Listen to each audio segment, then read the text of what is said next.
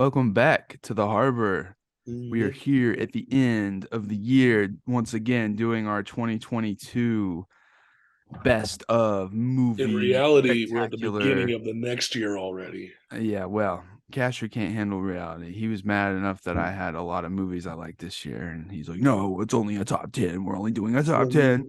Only 10." Don't Like, make okay. fucking rules if you can't abide by them, jerk. I never said it was going to be a rule. All I said was like I enjoyed a lot of movies this year, and it's true.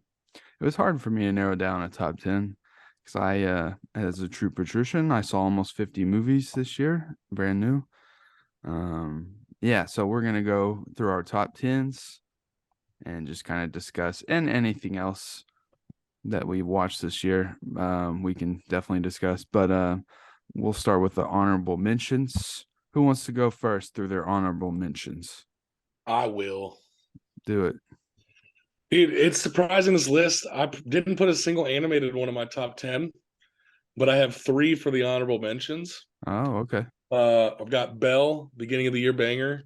Yeah. Wonderful animated epic retelling of Beauty and the Beast. I've got the Jujutsu Kaisen movie, which is kind of niche. None of you guys will watch it because you don't watch the anime. Stellar fucking animated movie though. I've got Pinocchio, which just was on the cusp of my top 10. Yeah. But there were other things that came out.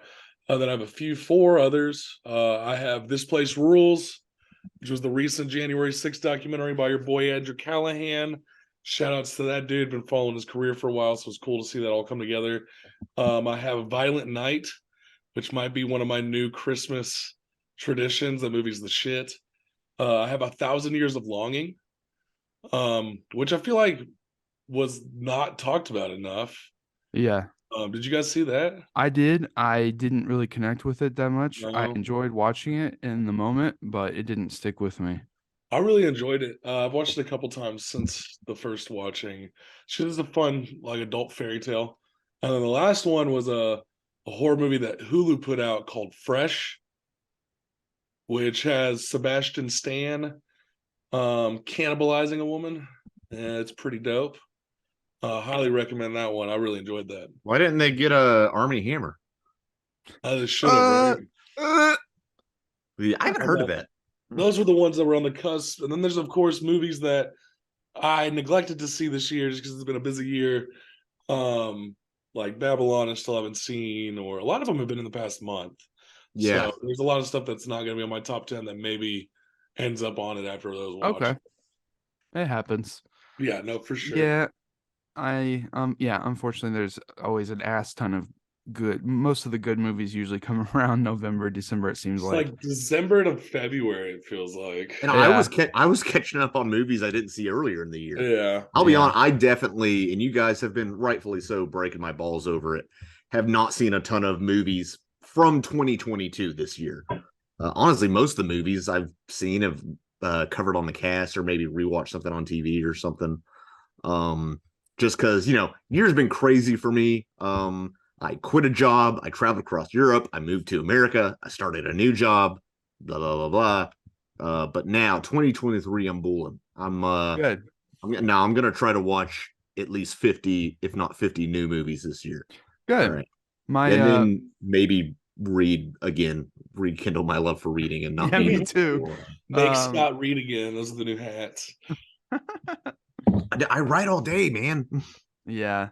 I gotta read effing trucking articles after this to make sure my editors use the right commas or whatever. Yeah, My, reading like this.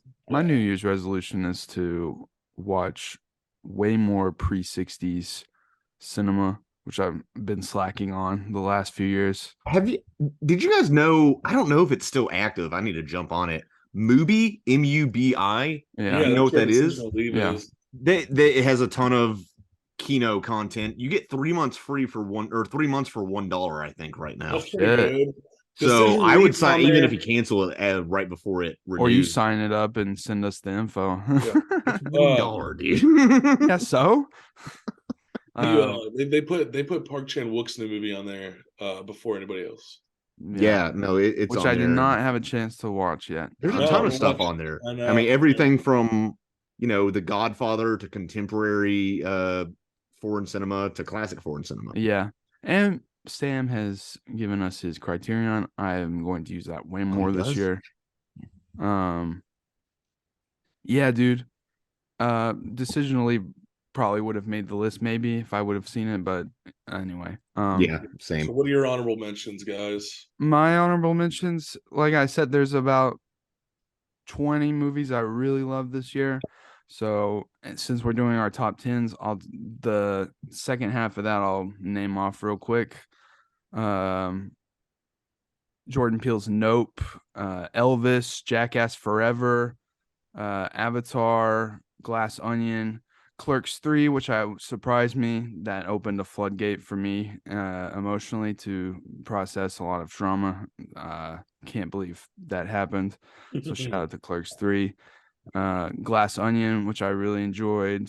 And both Ty West's X and Pearl, fun movies back to Yeah, back this year. Those were a fun time, that's my and honorable mentions as well. Those are my badass. girlfriend really enjoyed watching them with me, and she didn't normally go for those kind of movies. I think at the end of the day, I think Parker really just she tunes in more to live action when it's a female centered or female protagonist, which, what am I going to say to that? Especially to be a goth, she's like radiates Gen Z. Yeah, when someone's that fine, it's hard to not look, Dragon Ball Super, I forgot the subtitle. Superhero? I think it's just called Dragon Ball Superhero. Yeah, Superhero. I really fucking love that movie. That was a fun time. Me and my brother had a blast. And then of course, The Patrician's Guide to Kino, which is my film. Oh, really? Because that's in my bottom 10. Oh, thank you. Yeah, the movie that you're in is in the bottom. That's nice. Yeah, dude. Very nice of you. Special shout out. Today's sponsor of the podcast is my film, it's kind of related to this channel anyway. It's on our sister channel, The Morning Line. Check that out if you want pure Kino content. I think that's it for. I said Nope, right? Yeah, Jackass Forever.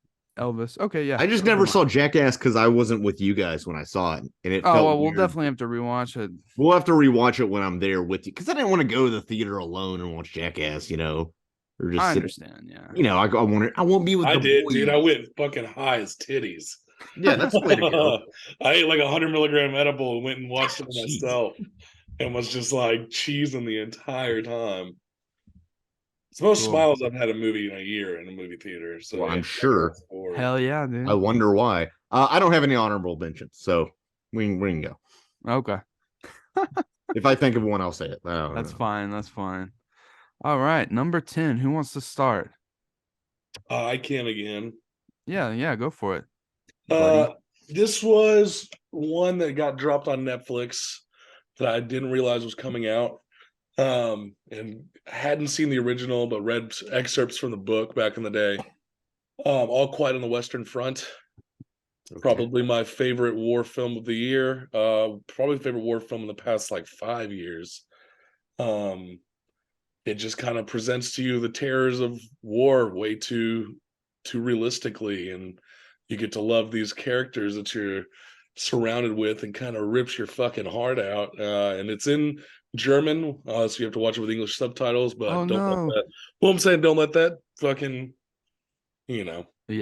swayed you. It was one of my favorites of the year. Yeah, I enjoyed that too. I enjoyed a lot of movies this year, even if they didn't make this list. But I did enjoy that one, and I'm always here for more World War I content. Ever since Peter Jackson released that documentary he made, where they meticulously brought World War I footage into They Will Not Grow Old. Into color, really, and not just the history channel color. It is meticulous. No, he took fucking that was a it's passion shocking project. And it's scary, and it's the first 20 minutes of it are grainy, shaky footage, and then when it cuts to the new processed color and stuff, your jaw Wizard drops. of Oz.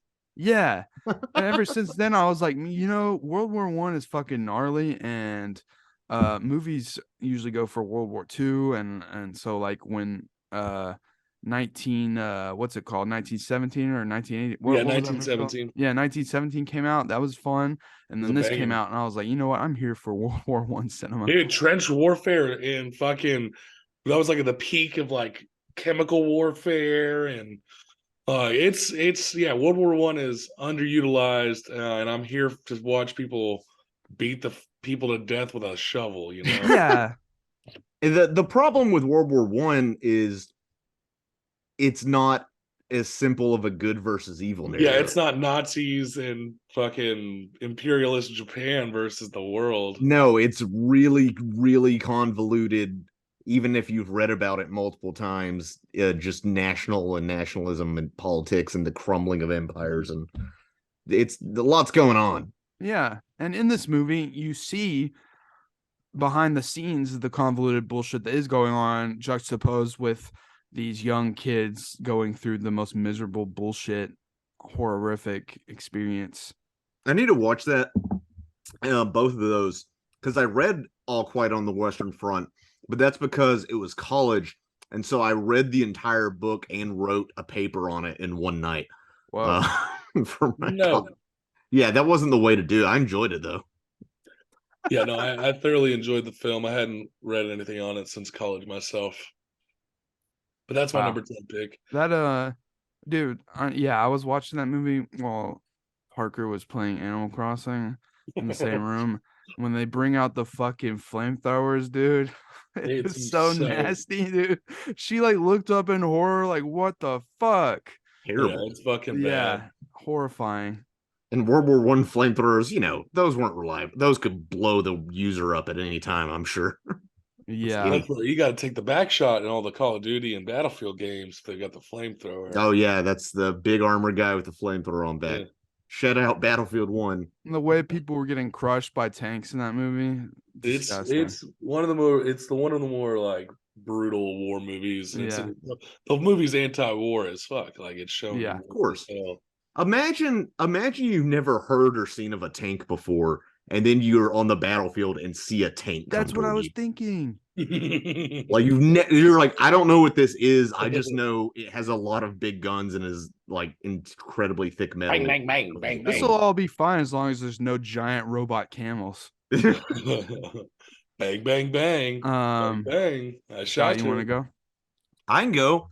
So my number 10, it's a bit unconventional. It's from one of my favorite directors. It's a movie that many parts of it I really liked, and I think it has great performances and good writing and is very well made. But there's one, and while it's interesting to talk about, there's one glaring flaw that makes it a little difficult to swallow. And that movie is Licorice Pizza, directed by Paul Thomas Anderson. I forgot that came out this year. That came out this year. That I felt saw like a last year movie theaters. for some reason. I heard there was controversy because the story is a 15-year-old having a love interest, a 15-year-old boy having a love interest with a 25-year-old woman. We won't even talk about what if roles were reversed, gender roles, blah, blah, blah. It takes place in 1970s LA during the gas crisis because Iran wasn't sending us gas or petroleum or whatever. And so it's an interesting period piece. It's something I knew happened, but I've never seen it depicted in a film before. There's great performances. It is about Hollywood of that era, and is really interesting. You have Bradley Cooper playing the guy that Kevin Smith talks about trying to make Superman, Barbara Streisand's hairdresser. You have that. You have political scandals with closeted homosexuality. Many characters based or inspired by real people. The thing is, I can't get over this creepiness of a 15-year-old pursuing a 25-year-old, and he's very precocious for his age, played by the late Philip Seymour Hoffman's son, which I didn't realize after the movie, but that family has the acting gene. Jesus Christ. Let's hope they don't have the heroin bug. Yeah, that too. And the Maybe actor's like 18 dragon, or something, which is another. And even if they made it like 16 and 21 or 17, and just a little closer, but 15 and 25 is Dude, if they would have just had consequences for that situation, I'd be okay with it. But at the end, they run off into the fucking sunset together. and it's a fantasy. It's a weird It's P.T. fantasy. Anderson jacking himself off. It is. He's imagining like if I was a young, precocious genius with an older woman. So there's so many things I like about that.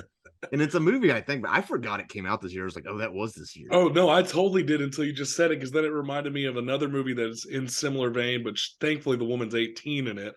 It's Red Rocket, which I thoroughly enjoyed. Add that to my honorable mentions. Red Rocket was really good. How old is the love interest in that? 18? She goes from 17 and then turns 18. And He doesn't who's fuck her love till she's interest? 18.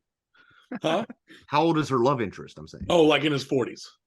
That's He's like a washed up porn star. It's fucking Simon Rex from Three Loco. okay. Yeah. I don't know if that's much better. Oh, it's not, but it's just like it's actually that Red Rocket's a lot more graphic in the relationship, but it's a great film. No, that's the thing, because I've thought about dipping my toes back in the water of dating recently, and I know it'd be perfectly legal for me to date like a 20-year-old, but A, what would we talk about? And B, there is a power dynamic there if this chick is like, I don't know, in community college or something, and I'm like a yuppie or whatever. Let me check your homework, baby. Check your let me edit your English class. You could be in college too. I mean, shit, people go to college later. No, I know. I'm saying though, like What was yours, Adrian? Numero number 10. Number 10 for old Kino Cowboy is Jonah Hill's documentary Stutz that he made about his therapist. It's a very unconventional documentary. It's very insightful and one of the most poignant films I've seen in a long time. And I don't want to say too much about it because I want you guys to watch it, because I think you would both get enrichment from it. Yeah, because I I'm in will therapy. say what makes the film is that there is this kind of like rug pulling moments that just completely changes your perspective on the film, and I thought that was really important to the film and its development, and I think it's brilliantly executed, especially considering it's like an hour and a half of just Jonah Hill and his therapist pretty much talking in different situations, basically. I see. I'm so different. Like, I've literally lied about the name of my therapist to people, or like I've been like, oh, I just get somebody on BetterHelp just in case they go to the same therapist. Like, I'm so weird and private about it. Well, see, no, So that was Tony Soprano. the fact that you said that, Scott, makes me know that you will like this movie then. Yeah. Okay. Yeah, that's all, good. That's I've all I'm been in gonna therapy say. a lot. That's all I'm gonna say there. I do, yeah, I recommend it to Sumner too, and I used to watch it. you know, his girlfriend who is a therapist. You know, it'd be interesting. So funny to me that he's dating a therapist. They seem great for each other, but it's kind of funny. Of all the people. All right. Number 9, Casher. This is probably my favorite action film of the year. Like, Okay. pure, unadulterated action. And it might sound silly for people, but I fucking loved Prey. Okay. The Predator prequel. It's been God, I've watched it like 5 times at this point because it's that fucking dope. And you guys know I'm a sucker for really good action flicks. Sure. That are just like simple and down to it.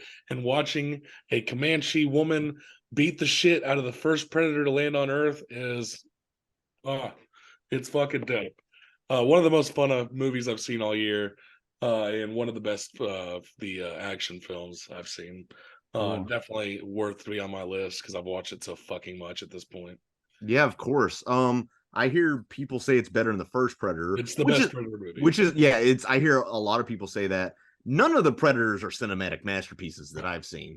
This is the closest to it. It's not a masterpiece by any means. I really like Predator. It's like a solid 8 or 9 out of 10 movie. I remember making out with this chick on my parents' couch when they weren't home. And but I was mainly turned on because Predator was in the background and I could see Jesse the Body Ventura ripping, getting all buff, and that was getting me hot and heated. But Yeah, I'm a no- big fan of like 80s sci-fi and action. And this like ups the ante. I was hopeful for Hellraiser as well, but Hellraiser ended up being mid. Yeah. But this brought back after the abysmal attempts at fucking trying to bring the Predator to modern audiences. Jesus, dude. This fucking did it, and I was What very was that? The 2016 or something one? 2018. And I've only seen 2018. Predator, the original, and the 2018 version. 2018, for me, famously was the year of Movie Pass. So I saw everything. And that was a fucking piece of dog shit. Well, and the whole reason the Predator Yes. came to Earth is because he Yes. wanted to kidnap an autistic kid because autism is the next stage it's of the evolution. apex. Yes. And when this plot point was revealed to me in theaters, I could not even handle it. My mind like melted into the seat. Is bad. Is bad, but this redeems it. It It's definitely was worth watching, insane. and been one of the most fun I've had all year. And that kid in that Predator movie, 2018, is in the Fabelmans, which we'll talk about later. Again, Good for him though. That's a step up. Oh man. All right, number 9, Scott. So number 9, I had a weird experience with this movie, as you guys know, but at the end of the day, I enjoyed it. I still talk about it. I just saw it with a nihilistic dickhead in theaters, and we were the only one in the screening, so he kept riffing on it the whole time, Oh, which cool. was part of the fun. Number 9 is Barbarian. That's my number 9 too. that's shit. dude. That's my number 5. Oh, I jumping ahead. really, really, really like Yeah, that movie. I Here's love the this thing. movie. I can admit, without having an overly critical a-hole, Jaded needs to grow up, quite frankly, in many ways. A-hole next to me. I love that guy, but it's a good horror movie. I was engaged. Is it great cinema? Is the best horror movie I've ever seen? No, but I'm pretty critical of horror movies. As I've said before on this podcast, it's not my genre. I was into it. I was into the performances. The casting made the movie, especially Alexander Skarsgård. Yeah, brilliant. And Justin Yeah. Long being an Justin Long getting Me Too'd. Who I like Justin Long, but I know he's a specific cast, and that's why he's not used more. But I enjoy him in movies when I see him. That's Now- the one movie this year that made me go, "What the fuck am I watching?" Yeah, spoiler alert That is for a major Barbarian. spilling for me. I love that. Because like the first 25 minutes for this is like this tense, like thriller-esque Is he scenario not? where she's like has the same Airbnb with this guy who happens to be, Skarsgård, who if you watch movies, you're gonna think, oh, he's up to no good because that's who he plays, that kind of Pennywise. character. And of course, he's just a red herring. And when he gets killed off, I almost yelled in the theater. I was like shocked. It was fun. I had a good audience. They were polite, but they were, they reacted when they needed to. Yeah, And good. it was a good time. And then the reveal of how deep it goes underneath, I was all in. And then, but what I love the most is how jarring it is when it cuts to Justin Long and then it starts his plot line. I was like, oh yeah, I'm so in on this. And like, Shout out to the whitest kid you know, Zach Kreger. This is his Yeah, he debut. directed this. Good for him, man. Yeah, man, it's fucking tight. And, like, this the was whole all time- over me.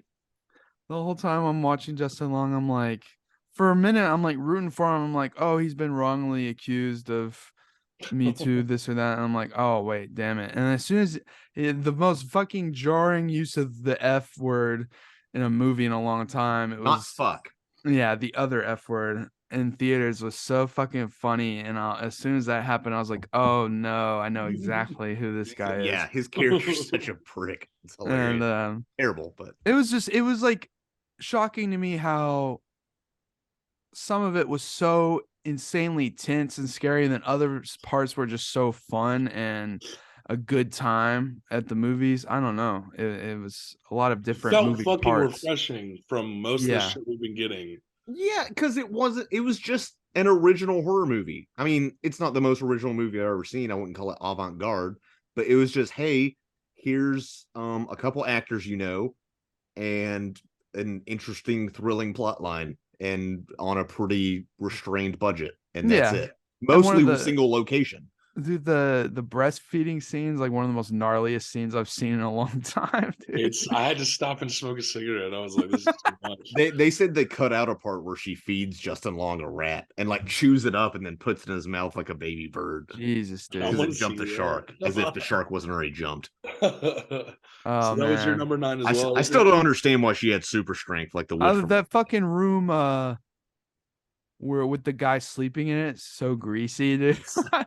Like that's right up my alley, man. I love that movie. I do too. And then uh, the brilliance of when we finally get it cuts back to the 80s and it changes its entire aspect ratio and Yeah, camera holy lens, shit. and it's this jarring wide angle, and it's so off-putting and like color corrected to look like almost like a GoPro in a way, and it's just so off-putting. I was like, this fucks. This is so cool. But that was Man, also your number 9. yeah, that yeah, was my it's a number fun 9. flick. It fucking Barbarian fucking rules. Yeah, it fucking It was rules. like Malignant last year. Yeah, Fuck. Malignant fucking filtered people too. I know. I'm it did. excited for Megan, dude. Megan's getting good fucking reviews, man. Yeah, is yeah, it yeah. really? That movie looks dumb. Dude, it's got like 47. Last time I said it's like 47 reviews, and on Rotten Tomatoes, at a 91%. Yeah, it looks fun. Consensus. So, like, I'm excited to watch that one. I wonder yes, if it has a comedic You know, element. just I because it know looks she's like, dumb absolutely doesn't does. mean that's The true. marketing- She's not worth doing watching. like a TikTok dance. Dude, the marketing for it is like having groups of people who all look like Megan show up to like NFL games and like random shit like that and just be creepy. The It's- marketing for it's good because my uncle out of nowhere referenced this movie that hasn't come out yet to me this past weekend. It was Comes weird. out today, I It's think. good ass marketing. We'll see. There's one movie in particular on my I will list. say that you had saying it terrible looks marketing. dumb is bizarre to me. Like I love to go see dumb movies. I mean, I didn't say it looks. I like dumb movies. I like schlock. You know that. But, Knowing after Malignant, it's gonna be a fucking wild ride. I'm gonna see it because just it is the guy who wrote Malignant, so it might be. Okay. I didn't nuts. know that. All right, number 8.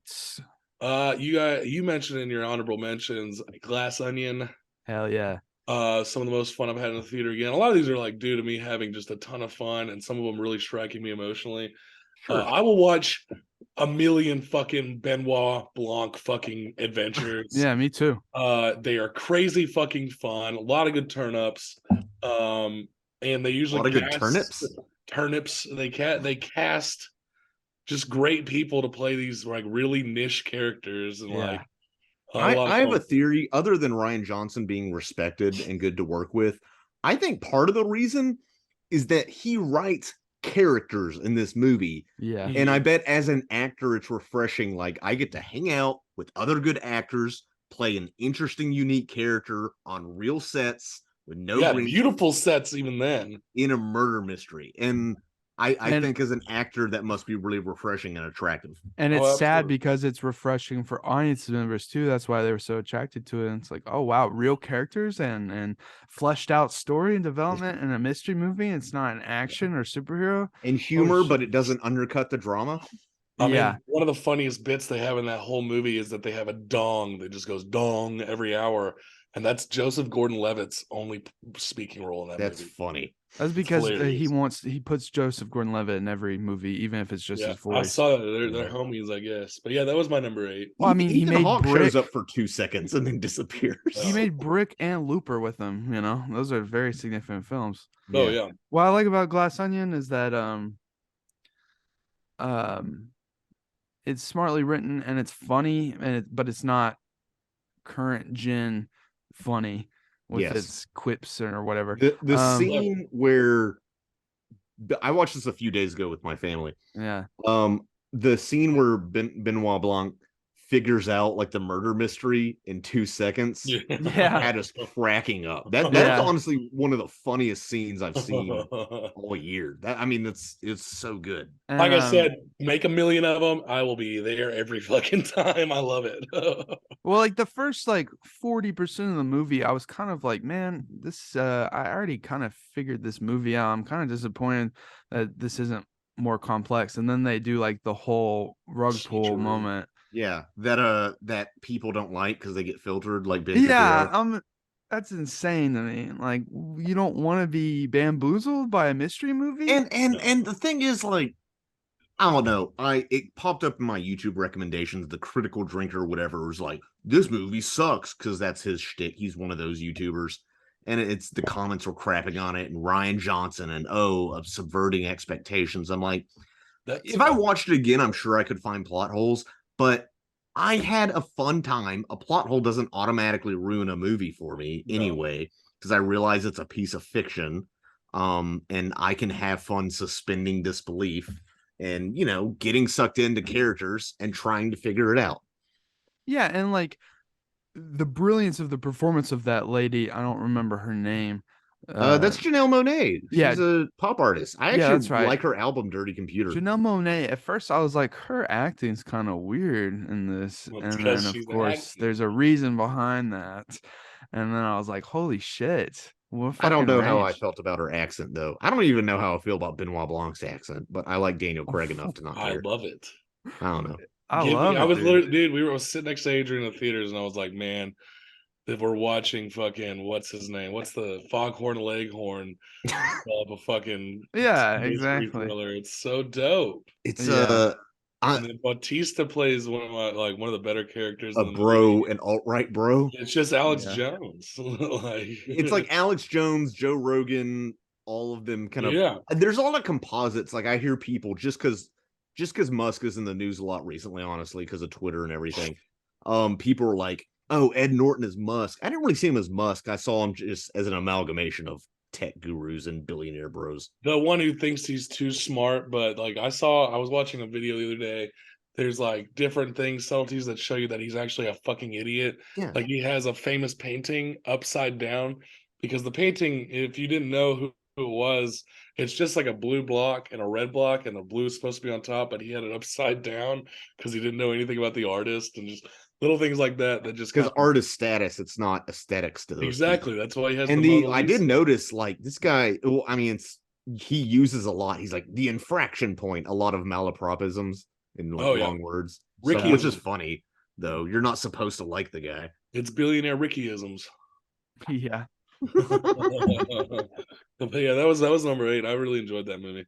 Cool. Yeah, fun mystery. And that's the thing about Knives Out is that I went and saw Knives Out a second time, wondering if I'd still enjoy it, even though knowing the mystery, and I did. And I was like, that's how you know it's a strong film. That's especially for mystery. Yeah. Because once the rug gets pulled out from under you, I mean, how many episodes of SVU can you watch twice? How many episodes can I watch once? Well, me and you, Scott, we wouldn't want to, but Casher can probably watch a lot. You can probably watch a lot of SVU. That's your seen- comfort food. It's That is so a weird. comfort Like show. SVU is such a comfort show for people, but it's literally just people getting raped over. It's awful. I don't get it. It's like I probably watched so much every of true season. crime is like a comfort food is so weird to me. I probably watched every season up till Stabler's exit probably 5 times. It's a comfort show. Whatever. Okay. All right. Number 8. I do like Ice-T though. Ice-T likes Gears of War and stuff. He's in the game. One of them. So my number 8, and this actually moved up a bit the more I thought about it and read about it and cogitated on it. Because I think my dad and my grandmama, who I watched it with, my dad was ho-hum on the movie. My grandmama accidentally texted me when she meant to text her friend and called it stupid. But that is ye old Banshees of Inisherin. All That right. is my number 3. Which can't you just wait to your or do whatever you want? I don't care. I'm not your dad. What? Yeah, it doesn't matter. Okay. It's I enjoyed it. First of all, Colin Farrell, who I don't know, I think Family Guy affected my view of Colin Farrell more than I admit because it makes fun of him for being kind of a bro actor. But no, he's really not. He's in middle age now and gives one of the best performances of the year. Yes. Like if he won best actor or best lead, I'd be like, okay. Like immediately I would just be like, all right, he deserved it. And it's so against type because he is older now and it's so subtle and it's set in like early 20th century in a period of history I don't know a lot about. There was Ireland had a civil war after getting independence, and it's I don't know. Ireland's confusing to me. I watched all of Belfast, and I'm still like, I don't know why Protestantism and Catholicism are require this much violence for disagreeing. That's like, I don't know. That's like arguing over Coke and Pepsi. It's like, they're kind of the same thing. I don't know, just fucking drink them. But there's a lot of nuance in the characters. Also, the humor is really well done. I mean, this is some of the best dry or subtle humor that I've seen in a movie in recent memory. Yeah. Um, and all the characters are fleshed out. It balances its macabre tones because what's it, Colm. At first, you're like, is he a curmudgeon? And then he starts, self mutilating, shall we say? And you're like, okay, this guy's crazy. Yeah, he's No, projecting the whole movie. he is. And then the thing is, yeah, because he's insecure in himself, and it really is about artistic ego, and it's about a lot of things. And I would have to think about it more, but maybe watch it again. It really is that desire for legacy and man's propensity to destroy his neighbor because of problems he has with itself. And I mean, really, it's as simple as it sounds. The idea of we should all get along, instead of being narcissistic artists, a Bukowski type, a recluse, is a beautiful thing. And I think it's something that's good for people to see. It's good for young artists to see. It's good for old artists to see. It's good for me to see. And in even the complexity in the relationships I felt with the character, because even like Podrick or whatever his name is also, he's kind of annoying through the whole movie. And he is not unintelligent, but just kind of a doofus. But you still like the guy, but also he's incredibly irritating. So you're starting to feel kind of what Coleman's feeling. And even, I forget his name, but the younger kid who's like a poonhound, he's weirdly likable, but also just an idiot. Yeah. But also, you're on a small island with no women your age. I kind of get it. And yeah, this only could exist in this time period, in this kind of setting too. That's Right. what I And like also, about it. yeah, the setting is, I mean, that's the best character in the movie, maybe. Yeah. Is just, what is it, West Ireland or wherever, the coast of Ireland. It Yeah. made me want to visit Ireland. Yeah, I know. Immediately. I was just like, God, this, and everybody I've talked to who's been to Ireland talks about how beautiful it is. Yeah. At first, I went in knowing nothing about this movie, and Yeah, at me first, too. it took me a second to realize it was even a period piece. I just thought maybe it was really rural fucking Ireland. That's a very American I think sentence. that's a very offensive thing that I just said, but I think this movie is brilliant, and I think his projection and him cutting off his own fingers just so he doesn't actually have to do the music himself is very interesting. And when he finally does have his music being performed, it's nothing special at all. And I don't know, he's just using that as an example or a reason to distance himself from his friend. It's so miserable and sad. I It's like, think you and I both lie awake at night wondering if we're just going to live lives of artistic mediocrity. Right? I certainly do. you do that. That's fine. Yeah, you and your girlfriend and all that I stuff. have ambitions. No, I'm just kidding. I'm not saying I don't have ambitions. I just also No, I think I'm already above mediocre quality in yeah. Well, my art. we'll wait till your book comes out. Okay. Well, this Pre-order now. Actually, can you pre-order now? No. Okay, well, follow to pre-order when you can. And obviously there's a lot of commentary on masculinity. Oh, for sure. Big time. And even when he's talking to his priest and stuff, I don't know. And the way the priest is like, it's like a game of telephone because it's such a tiny town. Which I think, even though we're not from a tiny town, being from a rural part of the country in Arkansas, you can see the similarities. And religion. yeah, I don't know. I didn't know what to think when I first got out of this movie. This one really took me a lot of thinking. Me too. And it definitely grew on me, but at first I didn't even know what to make of it, even though I was greatly impacted by it. I wrote down some really good notes on it, but I couldn't find them in time for this. I might look real quick, but I don't know. this one's higher up on my list, significantly higher up. Really impacted me. But yeah, Well, you were texting these are the movies that you need to watch before, like the must watch before a cast, and you said that was the most important to watch. So I love this movie yeah, a I lot. can tell. And the Casher, you said it's high up. But what's your number 8, Adrian? Um, Mine is called Disney Channel's Theme: A History Mystery, and it's a documentary recently released by Defunctland about not knowing who wrote the motif for the Disney Channel theme. And it's this deep dive on this subject, but then the whole movie there turns out to be this meta commentary on what constitutes a real documentary, a real film, and what is content. You know what I mean? Yes. And it like kind of blows you away when you're watching it, because not only is the mystery fascinating, but the entire commentary, like I said, about content in today's day and age and what constitutes a film, of course, very impacted me as someone who's released movies onto YouTube just like him. And he wants to be considered, documentarian, but really he's just a content creator on YouTube. So it goes into that a lot. And so it's a great mystery, and there are a couple of rug pulling moments. And I've always been big into Defunctland for the last few years, It's a great and channel. he got me into theme park lore and history, especially with Disney and Orlando and some bigger parks around the world. And yeah, so I'm always fascinated by that, and I like to see him do these bigger projects, especially after years of focusing mostly on like Disney World and other related things.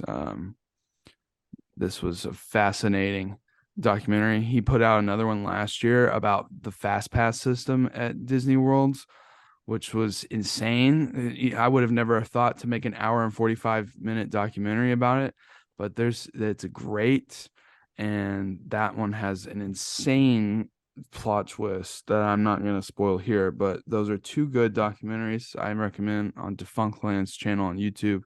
And if you don't think that's a real documentary because it was on YouTube for free, go fuck yourself. That's my number 8. No, that's a curveball, but I get it. Defunctland. I haven't watched any of his feature length pieces, but no, he's great. And I mean, I don't know why would he not be a documentarian? Yeah, exactly. Because Ken Burns just takes a bunch of photographs and narrates over it, and I know that's more serious subject matter, Yeah. but Well, kind of what that's he also does. it's also cool because this is more than just photographs, really. And this, Sure. it's like more, the production value is there, is what I'm saying. It's really cool to see Does he him go like, out and like interview people? well, he has interviews with people, but I'm saying like the structure of the film is like him in like the shadows with like all of these set pieces and things while he's trying to solve this mystery. I don't know. It's cool. No, that's really cool. I don't like snobbery aside, why would it not be? I know. It's I mean, just it's like Joel Haver. We reviewed Pretend Like You Love Me on this channel, and that's a movie that's great. That's better than most movies I see in theaters. yeah, exactly. So, all Um right, all right. numero siete, Number Casher. 7, Casher. I went with the Fabelmans. Okay, cool. Yeah. All right. We just did a cast over that, so we're like, go watch Yeah. it. Just go. It's I was 2 gonna hours. say, Go watch. if I was almost gonna say, aren't you gonna talk about it? And then I was like, wait a minute, we just did a 2-hour fucking deep dive. If you want to hear our thoughts on the Fablemans, go check that out. Click right here, or whatever. That's higher up on my list. We can talk about it a little bit more when we get closer to it. Oh, I still got things to say about it. Yeah, sure. All right, number 7, Scott. My number 7. Okay, and maybe you guys won't agree with me. I really liked Bullet Train. I Okay. enjoyed it. It was a I fun didn't see it. movie.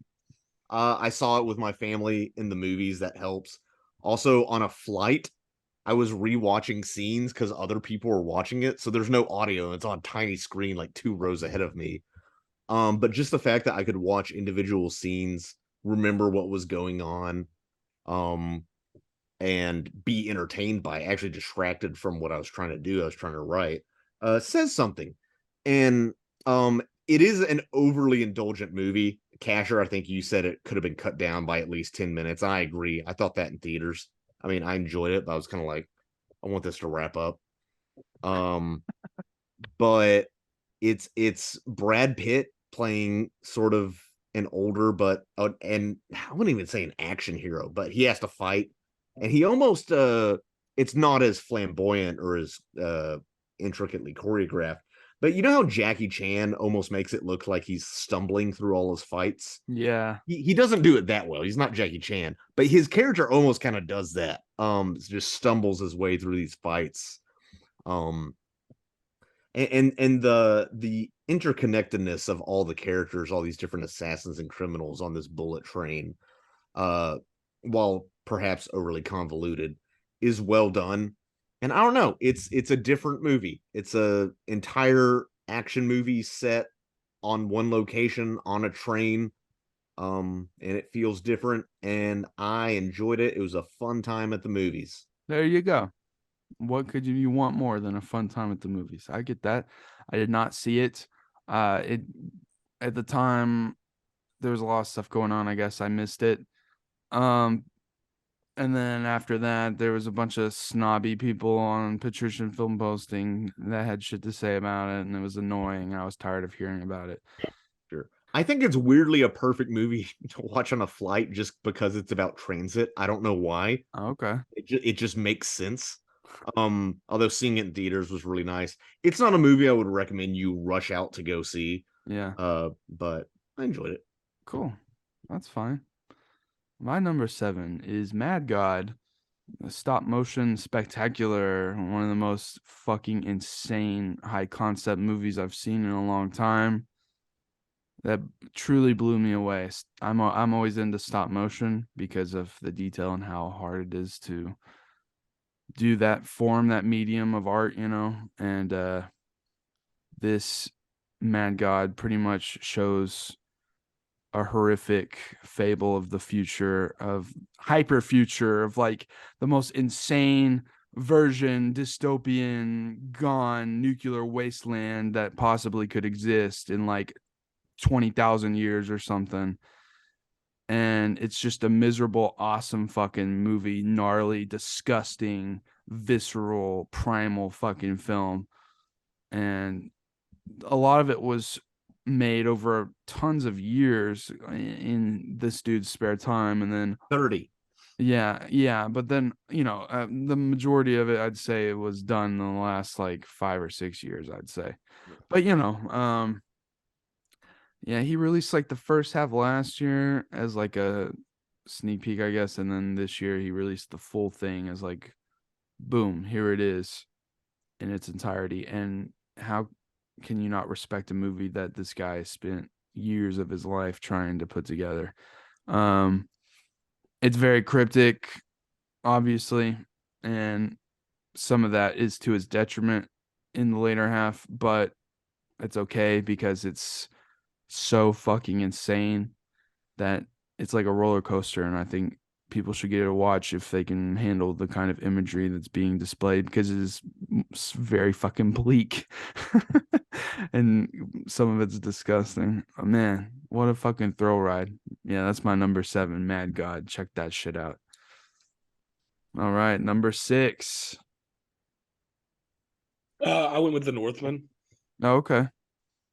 Solid little action flick. Has a lot of mystical elements to it without overdoing it. Everything feels pretty grounded. Incredible performances from Skarsgård and Anya Taylor-Joy and Willem Dafoe. And it's just the classic retell, like the original story of Hamlet is Omelette, and it's the story of Omelette. I think he could have done better if it had a little bit less studio interference. Yeah. I feel like there were some big ideas that may not have been fleshed out, but one of my favorite movies of the year for sure. Somehow I missed it. That came out when I was traveling, so I just didn't get around to it. Yeah, I meant to watch it. I love The Witch and The Lighthouse. I did not get to see this. I'm wondering if I if it's worth watching now. A lot of people have split opinions on it, but I might still check it out. You know, Yeah, you I I'm can not really watch sure. enjoyed it. it. It's not Robert Eggers' best, but it's definitely not his worst, and it's definitely one of the best of the year for me. Okay. In fact, you might say it's the sixth best of the year. Whoa. All All right. right. Nothing else? Yeah. Number 6. Number 6 for me. Nope. I will say Nope, which I saw in theaters with Adrian, Yeah. with Kino over here. I enjoyed it. If I have any criticism to levy against this movie, and it is not the worst criticism to have. It's better than the opposite. It is overly ambitious with its themes, or rather, the amount of themes it tries to cram into one movie. Yeah. I have not rewatched it, but you get everything from black representation in media, media as spectacle, animal rights. It's also I don't know. Does it compare black people to animals in this movie? That's a little weird. And their exploitation, the exploitation of child actors, the sort of artistic impulse to risk everything in your extant life for legacy. There's so many things going on in this Yeah. movie. It's kind of hard to unravel the themes. They're all interwoven, but also I'm not the kind of guy who thinks you need to be able to write out a theme ABC like it's a thesis. Yeah. Sometimes thoughts and emotions arise from these sort of competing ideas, and there are dialectics, or hell, I don't know, in this movie, quad pentalectics. I'm making words up. Fight me. Within this movie. And it's Jordan Peele. It's suspenseful. There's a twist sort of with what the alien is that's interesting. Um, I mean, honestly, from the opening scene alone, like the first shot of this movie, I was in, which is something that's not a lot of movies I do that with, where I'm immediately like, okay, I'm into this 100%. But it grabbed me so emotionally and pulled me in. That's right. And it's something I think a lot about. I think a lot about media, obviously. I work in media. My parents worked in media. Uh, I'm creating media right now. I have desires to work in entertainment professionally. And sometimes I question um whether the narratives we build with fiction are helpful, if certain types of escapism are helpful, or do they conceal a harsher reality, and how much escapism is enough. That's just one of the many facets I took from this movie because I'm a honky. But um um Keith David's in it enough, he could be more. But he's squandered in things a lot, so I'm glad he got to be in a few scenes at least. Kiki Palmer, this is the only movie I've seen her in. She was great. Daniel Yeah. Kaluuya, of course, he's great. I like that it's a Weird West movie. I like that uh Jordan Peele gets the budget to do what he wants. This was not a crazy expensive movie, and I don't think it was crazy successful. Maybe not successful as they hoped. Um, is it as good as Get Out? No, but the guy knocked out. Get Out, I feel, is the best and worst thing that could have happened to Jordan Peele's career, because everything he does from now, it kicked off his career, but everything he does from now on is going to be compared to Get Out, and the cultural watershed that in hindsight probably should have won Best Picture. Even though I really enjoy The Shape of Water, but awards are stupid anyway. So I'm not even saying it's his best work, but it is one of the best and most memorable movies of the year. And a lot of the way I judge this, it's not even how much did I enjoy it at the time, it's how much did I remember it and how much did it stick in my head. Yeah. And this one certainly did. So there you go. Nope, number 6. I like the brother and sister relationship in They're the good. movie. They're a bit of Um, yin and yang, foils to each other, but it makes sense and it works, and they feel like real people. I love that the creatures just happens to look like a UFO. I don't give a fuck. Spoilers. Fuck you. You should have watched I this mean, if movie you're already. halfway through the cast, Yeah. yeah, this Um, scene of all those people sucked into it is also one of the that's one of most. the scariest scenes I've seen in a long time. That's one of the scariest It shots really I've seen fucked in a with movie. me. Um, And Yeah, there's I also love. wacky, wavy, inflatable arm guys. Yeah, the imagery of the blood raining down on the house was That's fucking so cool. awesome. Yeah, there's a lot of good stuff in that. Yeah, I will say that it aims for a lot with its themes, and not all of it hits the target, but that's fine. Um, there's a lot going on in the movie. And yeah, I do like Get Out and Us a little bit more, but it was a good time. I enjoyed it. I feel like Us is weirdly underrated too, just It because is. it It, came out like people compared it to Get Out and like it's its own movie. There are things I yeah, like about it more than Get Out. I think it's creepier in Get Out. Us is the first movie to have what essentially is the back rooms. Yeah, it does that. Also, Lupita Nyong'o's performance is Lupita Nyong'o is the insanely hottest good. fucking woman in cinema right now, and I love her. Yeah, Um, she is, and she's also one of the best actresses. She's amazing. yeah, And man. I don't judge her as like a vapid Hollywood woman because she's not American, which is maybe weird, but like I don't know.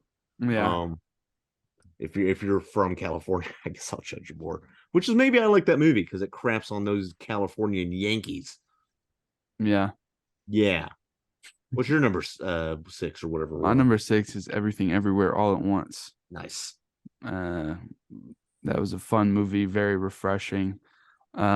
Interesting take on multiverse, and the humor is a little too much in areas for me personally, but the deep rooted drama is what gets me, especially, I'm big into generational Dude, the trauma. past couple years have been everybody talking about generational trauma. And I think part of it's the pandemic, and us dealing with trauma more in that way. But I've heard the word trauma thrown around more in the past year or two Yeah, than thank I've God heard. And people are trying to normalize being able to heal from shitty childhood and shit. I You think know? it is good that people are doing that. Uh, but God, yeah, it's like a CSI episode out here. Trauma, trauma, trauma. And I liked seeing what's his name? Quan Key, Short whatever. round. Yeah, I'm trying to be nice, but I yeah, know. the fight with where he fights with that fucking handbag or whatever it is was a badass fight with great choreography and stuff. And I will say, uh, millions of people have talked about this movie online already. So what is there to say? I will say there's a moment in the middle of the movie where it sags, and I started to get kind of bored, but like immediately right after that, they pull you back in with like some insane shit. So I will say I'm glad that happened. Yeah, there are Because definitely points in the movie that sags a little for me, and I think it could have ended maybe like 5 minutes earlier. Like it just went on a little too long. And um then there were certain jokes that kind of wore out their welcome with me. Um, yeah, but That but was my number one for the year. is it? Yep. Okay. Yeah, it's a good movie. Very good. It's just the overhype in the film bro community kind of annoyed me all year because it's like yes, I loved it, but like holy shit, shut the fuck up. here's the thing: I watched it months later Yeah, on streaming on home video. yeah, So, for me, that had died down. And I think one thing that kind of affected me is Casher loved it. It's his best of the year. And then Adrian was like, you were almost like temper your expectations. And also, I know what you like and I know what Casher likes. And of course, there's a lot of overlap here. But I think I came into it with the right expectations. good. And It's yeah, a great movie. I of just, course. holy shit, people, calm the fuck down. Yeah, no, it got a weird hype train. Although I'm glad a movie like that did. Yeah, for real. People are just sick of all the same old shit, I guess. Yeah, even though there's the multiverse. When are we gonna get sick of multiverse stuff? It's already happening.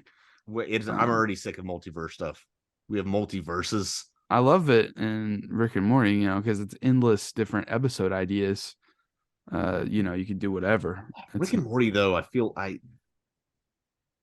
I'm not even gonna go there. Yeah, that's fine. All right, Maybe, and also ton of rose tinted glasses from watching that stoned out of my brain the first 2 seasons in college. So yeah, people get so up in arms about the first 2 seasons of Rick and Morty acting like it's god tier compared to the rest of the show, but they're foolish. No, there's great episodes. It's consistent.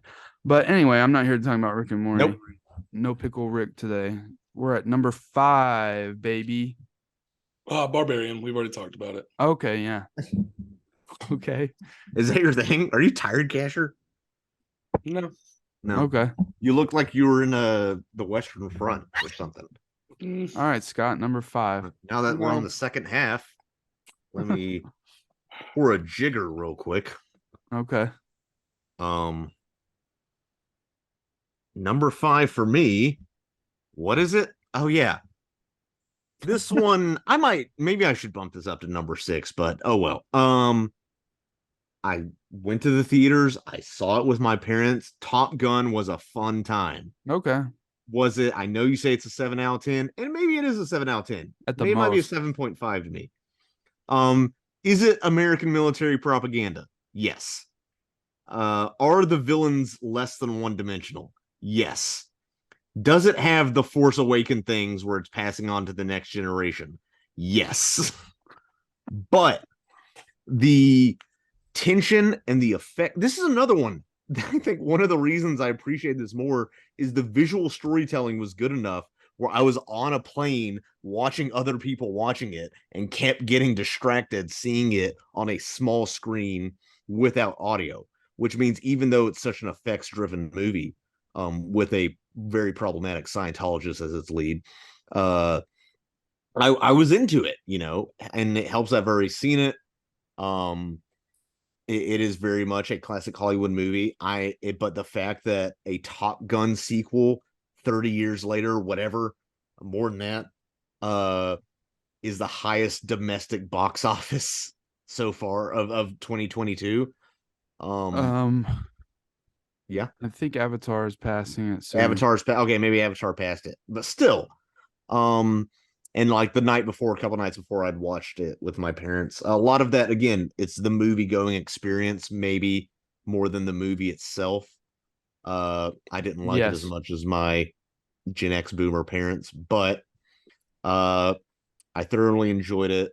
I thought it was just an immaculately paced blockbuster. I think them getting stranded sort of at the end is what kicked it up to the next level for me. For sure. For sure. If it had just ended with it being successful, wouldn't work. But they had the all is lost moment in that final like epilogue of an act that really made it. Parts of it were somewhat formulaic, not in a bad way. Jennifer Connelly leaving the door open was hot as F. When she just like leaves the door open for him to walk in, it's like, yeah, Labyrinth chick, yeah. I think it's crafted decent enough. I like this movie less than 99% of the population. Yeah, I know you do.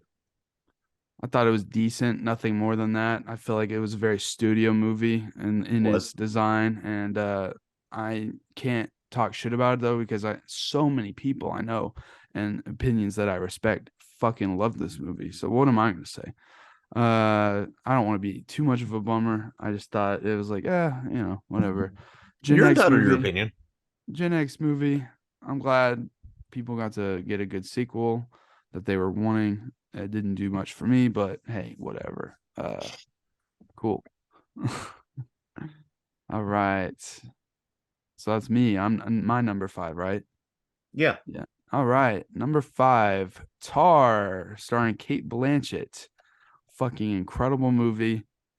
It's very meticulous and detailed fucking character study of it's a pretty much lesbian NPR core. That's what this movie is. And like to a T. And then I was thinking that in my head watching it, and then she actually turns on and listens to NPR in the movie. I was like, I called it. No, but like it's just like high level artistry, someone who takes their craft extremely seriously, one of the most famous composers in the world, who is like at the top of their craft. And it's so detailed with its character study that a lot of people were confused and convinced that this was based off of an actual person, and it's not. It's all just made up. And there's a little bit of a dissent in it. I will say it's mostly character study. There's a plot going on, but all of it's very fascinating to me because it's just so unlike the world that I live in the life that I lead. And it's very rigid, intense, and I definitely recommend this movie. One of the best of the year, one of the best of the 2020s, definitely. Tar fucking rules. Lydia Tar. It's like, yeah, it's like female Joker or something. I don't know. Or Taxi Driver movie. And this is I think the third feature of Todd Field, who we reviewed his In the Bedroom, Yes. which was his other most acclaimed film from 2001. Then he had another less successful, I don't know how successful it was, film in 2006. And then he waited 16 years to release another feature. I don't think he waited. I just think he didn't really want to make anything else until it came to him. He may have not. He directed like one episode of a TV show in 2005. He might have been doing other things. Yeah. I really don't know. But I haven't seen this movie, but I'm sure Cate Blanchett is amazing in it. Kate Blanchett is fucking phenomenal. This is better than In the Bedroom, easily. I believe it. And yeah, phenomenal movie. Check this out, people. I will. Yeah.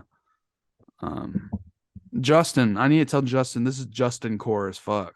It sounds Justin Core. Yeah. Yeah, NPR. Yeah. All right. Oh, it's an NPR. Number 4. I went with Nope. Okay. What'd you like about Nope? Man, I just really enjoyed it. I went in there not knowing what to expect, and came out, thinking about it for a few weeks actually. How would you rank his 3 movies? I don't know if I could rank them, honestly. I think Get Out is obviously the standout. Okay. But I think I like all 3 pretty equally. Okay. I'm a big Jordan Peele stan, so it's hard for me to pick and choose. I think you are a big Jordan Peele stan, he's a good person to stan if you're going to. I mean, I really like Key and Peele. I would say Get Out for me might be his best movie, but I think because of the hype, I might have liked Us more on a first watch. Not saying it's a better movie, but I would probably rank it in release order and descending fashion. Well, see, I saw Get Out literally like the Friday it came out before anyone knew anything about it. So I bet, I was fresh into it. That was a treat, I bet. Ooh, yeah, I bet that crowd was. Would you have a good crowd? Yes, it was electric. It was at the rave, which is predominantly African American crowds at this theater. Good. So it was a great watch because you get especially I saw that and Black Panther at those theaters was fucking awesome. Ooh, I bet. Oh man, I'm jealous. But what a fun time. Okay, so anyway, number 4. Yeah, if you have nothing else to say, all right. On number 4 for me is Glass Onion. This is possibly inflated a bit because I watched it a few nights ago or about a week. It's fine. It's a good movie. No, it's a very good movie. I think we already talked about it. I liked that it is. I like subversive, and the metaphor of the glass onion, which I did not know was a Beatles song until the credits. Okay. Yeah, I know. Which also apparently is relevant to the movie. It's I like Rian Johnson, and I think I at this point think maybe what he did with Star Wars could have been better in a spinoff than in the middle of a trilogy that was ill-conceived from the get-go anyway. I can't blame him entirely. But what he does to subvert the murder mystery formula while still maintaining it is fun. All the characters are, interesting, perfectly cast, sometimes more interesting than you thought. I felt very proud of myself because the whole time I was like, I think that guy did it, and then he did. which I didn't in the first movie because I thought it was the masturbating Nazi kid. But I wanted it to be. I don't really know if I thought it was him, but I really wanted him to be involved. So I don't know. We talked about it a little earlier. I can move on, but yeah, Glass Onion. It's fun. It was fun to watch with my family. Fucking A, it is. It's very broad appeal, but it's still a cerebrally engaging way. Also, the thing you said, it's 2022 as hell. It's the most early 2020s Yeah. movie I've seen. Yeah, Very imagine my consciously said. face in the theaters watching someone play Among Us in a movie. Like Which is already like a meta joke in itself. Like, with he's playing it with Angela Lansbury, who fucking oh, died was this he? year. Oh man. But that's Um, more than just that. If people at home don't know, Angela Lansbury is one of the most famous detectives on screen of all time in Murder She Wrote. So that's a little nod there to her. May she rest in peace. But the fact that Ryan Johnson got Angela Lansbury to appear in this movie playing Among Us is the most baller shit of the year. So yeah. it's pretty funny. I'll see what he does next. I've heard, has there been rumors of a Knives Out or a Benoit Blanc like TV show? Although I don't know, is Daniel Craig too expensive for No, that? no, there's no TV show. He's Oh, that's not a. no, Ryan Johnson was signed on for two sequels to Knives Out, and it was a very expensive price tag that Netflix paid for it. And I'm still kind of curious as to why they paid so much. It was hundreds of millions of dollars. I'm like, dude, these can't be that expensive to make. Maybe the actors are I don't asking for know. that It seemed much. really strange. The second movie seems more expensive than the first, but even then, not a It's a 100 million or one-location whatever. movie. How expensive can it be? Yeah, I mean, you have some sets. There's some CG and special effects, but I don't know. But I'm glad we have them. I don't understand how the economy works, especially in the post-industrial age. So Yeah. nothing makes sense to me. All What's right. your number four? Number four, Banshees of Inisherin. All right. Obviously, I was very moved by this movie. We talked about it Why just did this before connect the to you show. particularly? I'm gonna pull up some notes that I wrote down fucking 2 months ago that I forgot about. And let's see. And it's like, okay, let's see. The Civil War really reflects the war between the two men. I completely sided with I forgot how to say his name. Patrick? Podrick. Yeah.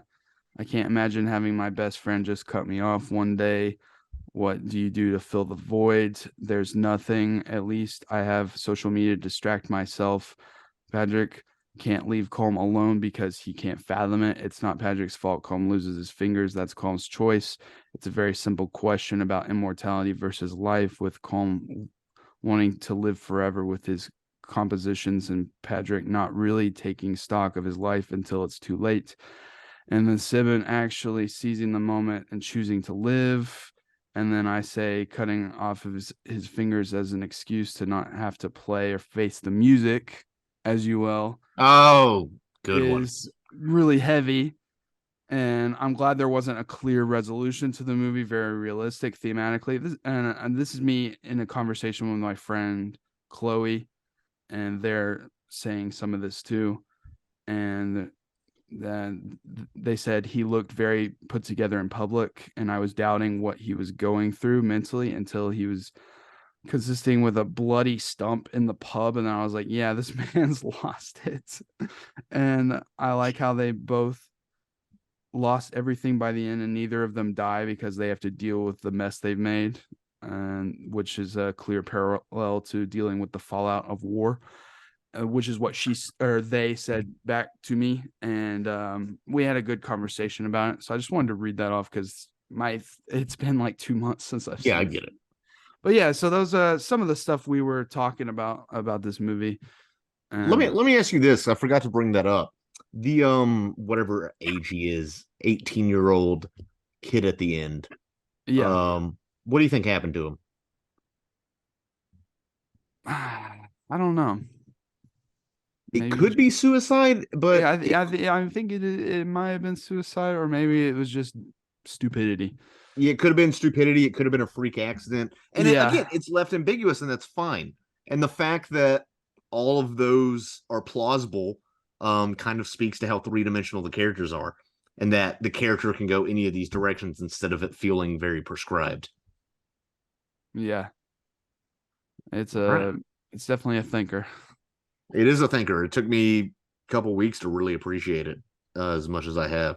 Yeah. Well, Number three, Casher. I have two that I couldn't pick. Okay. A distinct one. We just finished talking about Banshees, but Banshees was number three for me. But also Elvis. okay. Okay. Yeah. Cool. It's the first Baz Luhrmann film I think I've ever liked. Yeah. And I watched it really late one night and couldn't. I identify really highly with Elvis music. Growing up, it's a lot of what my dad and my grandmother would listen to. I am on the firm side that Elvis did steal a lot from Black culture, but what has happened to him in the industry is something that to this day is one of the most tragic situations that could have happened. Sure. And seeing that on the big screen in Baz Luhrmann style, which again, I don't fucking like Baz Luhrmann. But it actually worked. This worked, yeah. Yeah. From like the very beginning where he's at the sermon, being touched and brought up into the crowd, Yeah. learning what music is, jazz music, and then being transposed upon gospel to the middle of the movie where he's fuck a Christmas special. I'm going to sing what's important. Hell yeah. There's a lot of things I love and respect about Elvis, and I love seeing it on screen. Yeah, I'm split on Baz Luhrmann. I like The Great Gatsby more than 99% of the population. That movie weirdly grew on me the second time I watched it. I do not like Moulin Rouge, and You say it's for theater kids, right? I do not like Romeo plus Juliet. Yeah, the Moulin Rouge is the most theater kid fucking movie on earth. That stupid fucking movie that girls in high school would make me sit and watch. Romeo and Juliet was just like, I might give that another chance, but that was like aggressively annoying to me, and like could not really get through it. And I You turned could it off. also just watch an actual adaptation. Yeah, you can watch the one from the '60s with underage nudity. Yeah, that one, which I watched in English class. Yeah. And my teacher forgot it was there, and then she panicked and went and put up her yellow notepad in front Oh of my the god, little dude. TV in the corner. How do you forget? That's my question. I You're a think she just teacher. didn't realize what part of the movie it was at. 'Cause she was Oh, grading okay. papers or whatever. There's a current lawsuit about that movie. I There know. is. That's That why I guy brought it up. sounds. I read into it. He sounds like a creep. Yeah, forcing 15, 16-year-olds to get nude. Yeah, I think that's a little strange. Yeah, you couldn't have them like covered up in a sheet. And, Yeah. like, that's so weird. Yeah. I Yeah. feel that about a lot of nudity in movies. Not a lot, but just sometimes I'm like, this feels like the director just wanted to see the actress's boobies. No, yeah, all right. Elvis, What- yeah, I had a fun time. It was a little long, but everything's a little long these days. I don't know. It's weird. We felt like movies were too short for a while. Now they're But a little like, too long. man, Austin Butler disappears from that role to a point that it's scary. And the performances are so on fire, especially when he's doing that Christmas special, quote unquote. That like I watched that performance and compared it to Elvis's actual performance on that show, and like Austin Butler's performance to me is better than Elvis's actual movements in that performance. And He had I more don't know. takes, maybe. It's fucking awesome. It's a cool movie. No, And- and it's I mean, yeah, he's top runner for best actor, surely. He's one of them for sure. Yeah, One of them for sure. crazy. One of the things about that movie, which I still didn't see, I wasn't hearing y'all talking about it makes me want to see it. I was never that interested in seeing it. But the thing is, Casher, I've heard you in the past kind of rant about Elvis and how he stole from black people, which is a compelling argument. And the fact that you still like this movie as much as you do, I think speaks to the power of that movie. Yeah. Well, I there's a don't couple of think that he contextual things. inadvertently. after learning more about it, he seemed like he was more down for the cause than against it. Yeah. He seemed like a very, especially during the Christmas special, whenever he decides to sing about, isn't that right after Martin Luther King's death? Isn't it like he's shot or something? And assassination happens. He hears about it and he sings one of his most like politicized and very firm grounded standpoint songs that he's ever written. And he plays that live for the first time instead of bowing down to what the corporations want. And I thought that was fucking rad. And then getting to learn more about how he was drugged up and basically forced to perform. Yeah. In a contract that didn't pay him any money when all he wanted to do was show his music to the world. It's compelling. Yeah. And I will say it's an easy watch because like half the movie is either recreated performances or montages. So like it's a very easy watch. And like you get to listen to music, you know. Is it kind of like with the drugs? Is it kind of like in the first Alvin and the Chipmunks movie where David Cross gives them coffee and they start bouncing off the walls? Yeah, it's exactly like that. All right. Number 3. My number 3. Here's the thing. I liked these other movies. These top 3, they are the bee's knees to Creme me. de la creme. Yeah, this is where I'm getting into like I really liked or loved these movies. Yeah. And number 3 for me is good old Babylon. A great boy. No spoilers. I haven't seen it yet. I won't. Terrible marketing. But here's the thing. My parent I went to see my family. I was gonna go visit like my extended family that weekend, and I actually showed up later at night than the rest of my family because I'm like, I have the day off. I'm seeing Babylon with Adrian before I go see my stupid family. And then so we saw it, and that was my second time. That was your second time. That's how Patricia and I are. Definitely worth seeing a second time. So yeah, we saw that and went out and ate after it and talked about it. And I tried to talk to it about my family. They all asked me how the movie was, and they all asked me what was it about because they didn't understand from ads. And they're like, so it's like old Hollywood. I'm like, yeah. And then I start trying to do it. I'm like, how do I describe this movie without just completely blowing it? Which is a hard thing to do, and it's hard to do succinctly because there's a lot going on in this movie. And one of the meta ironies of this movie that almost makes it better in a weird way is the fact that it flopped. Now, because it is about the death of a certain era of cinema. I've described this to my family as Singing in the Rain on barbiturates. And it's about largely about the transition from silent film era to talkies. I'll give you that much, Casher. But the meta aspect of it is the transition from theaters to streaming and the fact that people didn't see this movie. Again, I think people were interested. My family seemed interested. Older people seemed interested, which is funny because this movie goes into some effed up places. I mean, we had some like 70-year-olds, I would say, wouldn't you say, in our theater, Adrian, behind us? Yeah. And that's apparently a lot of people have been seeing it. The lady up front told us. And I also respect that. I don't know, that cashier who's just like, yeah, it's a good movie. It's kind of underrated. I'm like, you know what's up. I don't know. I respect it when my movie theater workers actually like have a passion for movies, you know. But no, I mean the performances are great. The guy who plays the lead who plays Manny, I don't know what else. He's been in Narcos. He's been in nothing. This is it. I think he was in some episodes of Narcos or something, but other than that, I mean, he's great. Diego Calva, who plays Manny, who's a like Mexican immigrant. Yeah, he hasn't been anything big. And just out of nowhere in this Damien Chazelle movie, and kills it.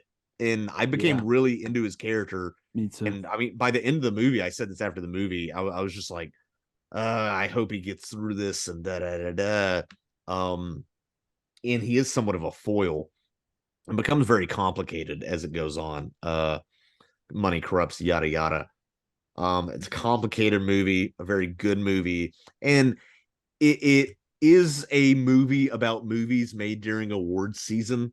but it's done in such a way, and because of that meta aspect of people missing it, and because there is also a question of when is it time for an era to fade, and the idea of, is the audience always right? They're obviously the ultimate arbitrator, but are they always right? God, this is hard to talk about without spoiling it.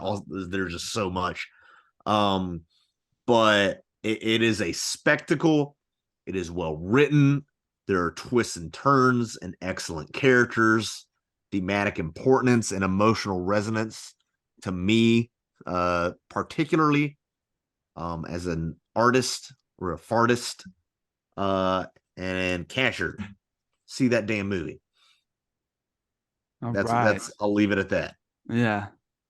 Number 3 for old me, The Fabelmans, movie that I didn't realize I'd been waiting for so long.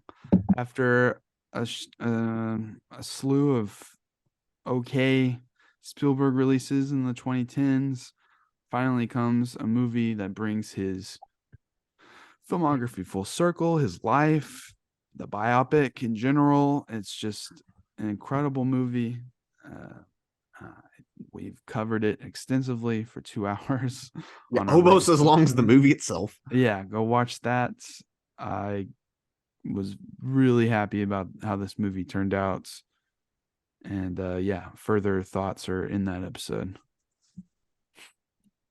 Number 2, Casher. The Batman. Let's fucking go. Number 2 for me too, baby. It is the best superhero movie film I've seen in probably 15 years. Ooh. The Batman It's is one of my the favorites. fucking Batman movie I've been waiting for my whole life. It's the best Batman movie ever made.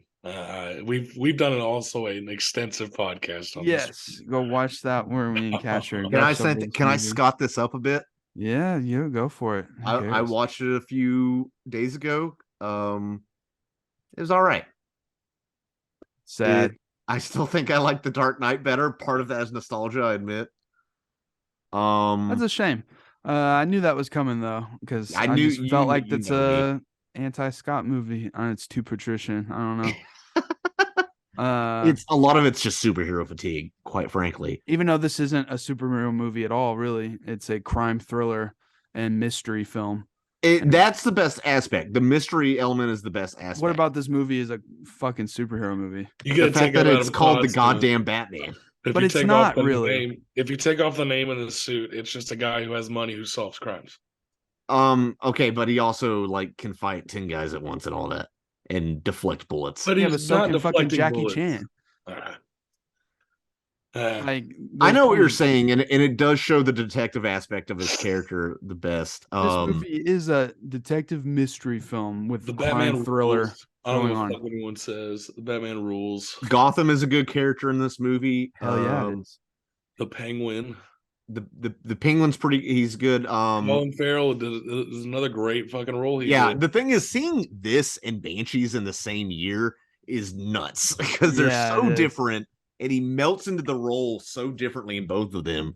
Yeah, no, Colin Farrell in this year alone like jumped up way up in my list of favorite actors, like way like hundreds of rows higher. I do feel like you would have benefited seeing this on a giant screen, very loud. I did see it very close to a nice ass TV that took up my entire vision in 4K. Yeah, but the booming score and just the rain and everything, I don't know. There's an atmosphere to it that No, I agree, and I know I missed out on that. Favorite movie moment of the year is the reveal of the Batmobile. Fucking that was so hype. You just hear it start. That's probably my favorite movie. I mean, but here's the thing: it's superhero fatigue for me. It's like, oh, the Batmobile. That was my reaction. It's like, okay, he has the Batmobile. Now we're gonna have a Batmobile chase. Hell yeah, and it was fucking something I've sick. seen before. Can't please everybody. It's true. It's fine. It's really bizarre though, because I knew you were gonna say like a superhero fatigue, even though it's the farthest thing from any superhero movie I've seen in years. And it has nothing to do with, that kind of usual stuff. No, not as much. But I don't know. It didn't grip me. It's a crime thriller and a mystery, and I wanted that so bad. Man, what a good movie. This Yep. is the anti-Scott cast. Yeah, so those are me and Caster's number 2. The Batman, it's gonna grow on folks because boom. It probably will. And maybe it'll grow on me. You never know. My number 2 was Everything, Everywhere, All at Once, All the Time, Everybody, Everyone, All the Things, Right Now and Forever. Cool. What's yeah. It was just different. First of all, the first act of this movie, I'm like, I don't know if my mom really wanted to see it. I'm like, Mom, you can't understand the Matrix, and this is, I think, twice as complicated as that. And half the time, like, sets it up.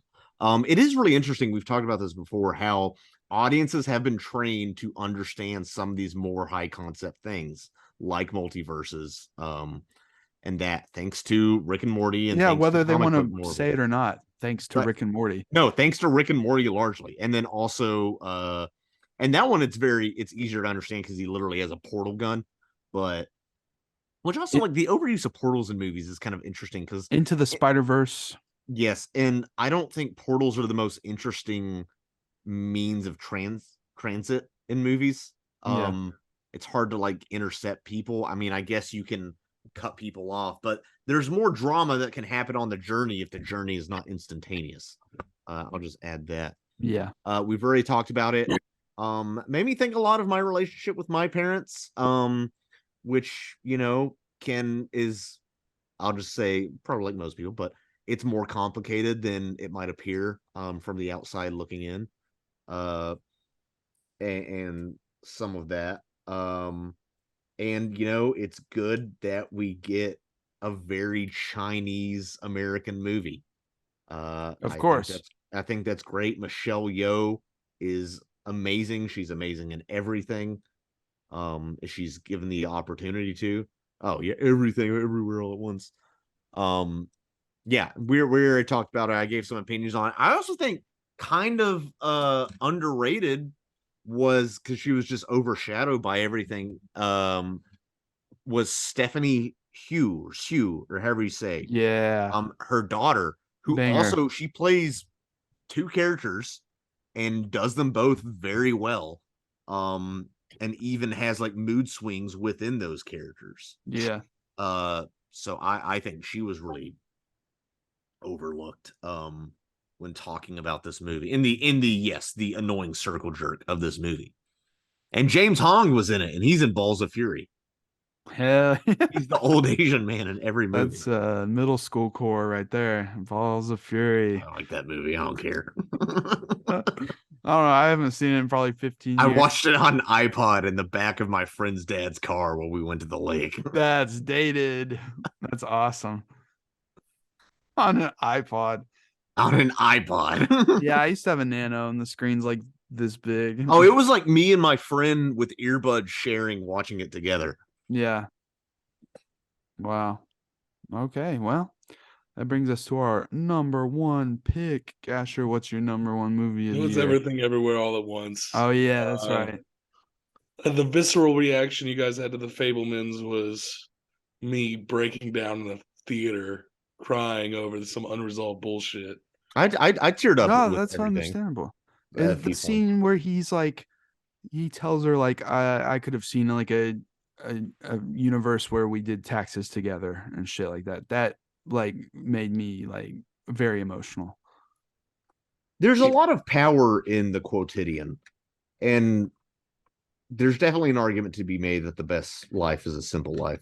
And that's something I've been struggling with a lot recently. Because I'm back in Arkansas and I've been living around doing crazy things. And it's nice, but also part of me is itching to New Horizon. Then part of me doesn't know if that's my caveman brain just wanting to, like, forage and hunt. And there is beauty in that, and the older I've gotten, the more I realize that. And I understand why I wouldn't want that life exactly, but I understand why arguably most people elect that life. And there's beauty in it, and there's struggle in it, and it's art. Yeah. And And Jamie Lee Curtis is wild. anytime someone tells me that they were moved by a film, no matter what it is, I love that and am reminded of how powerful the art form can be. Doesn't matter what movie it is. I respect it if it made one of my friends move to tears. So yeah, it's good shit. I'm glad. I'm glad for you. All right. I think, can you guys guess my number one? Yeah. Yeah. The Fablemans. Fabelmans. Fablemans. Yeah. And you guys probably knew that when we did the last cast. Yeah. That it was my favorite movie of the year. And it was not close. Granted, there's a lot of movies I haven't seen this year that would make this list, I'm sure, if I had carved out time to see them. I'm sorry, I'm the least Kino. I'm an imposter, and Benoit Blanc will stab me and throw me out in the airlock for being an imposter. Um, what to say? I mean, the thing is, we did a 2-hour podcast, and I still want to talk about this movie, and I don't even have the words. I just want to say how much I needed it at this point in my life. And it's one of those rare works of art. This, and it's gonna sound odd for completely different reasons. Good Kid, Mad City.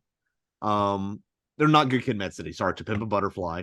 These are both autobiographical works, fictionalized somewhat, that reinstill in me a wonder and a joy of the power of art to communicate from the individual to the collective, something that is both entirely unique and specific, but also wholly universal.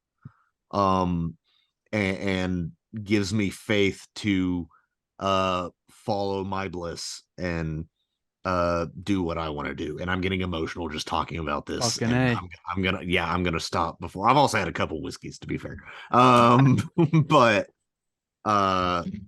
I'm gonna stop, and I really need to do open mics this weekend. Anyway, what's you Kino? My number one film of the year, Damien Chazelle's Babylon, All baby. right. Let's fucking go. Now, I'm always a sucker for the, power of the movies or whatever, cinema this, cinema that, but just everything about this movie is fascinating.